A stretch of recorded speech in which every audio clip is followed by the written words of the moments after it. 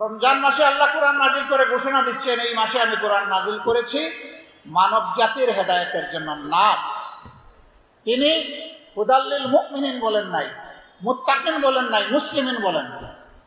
তবে হ্যাঁ, এই বিশাল নিয়ামতের ভান্ডার থেকে নিয়ামত পাওয়ার জন্য আল্লাহ তাআলা একটা শর্ত আরোপ করে দিয়েছেন, আলিফ লাম মিম যালিকাল কিতাবু লা রাইবা ফি হুদাল লিল মুত্তাকিন।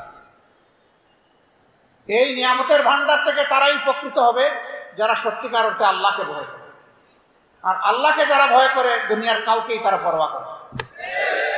তার মা বাপকেও ভয় করে না, তার শিক্ষককেও ভয় করে না, তার শাসককেও ভয় করে না, দুনিয়ার কোনো ব্যক্তি এবং শক্তিকে ভয় করে না। বলবেন তাহলে কি সবাইকে তারা অশ্রদ্ধা করবে? প্রশ্নই উঠে না। সেই আল্লাহকে ভয় করার দাবি অনুযায়ী, আল্লাহর হুকুম অনুযায়ী শ্রদ্ধা যিনি পাওয়ার তাদেরকে শ্রদ্ধা করবে, ভালোবাসা যিনি পাওয়ার তাকে ভালো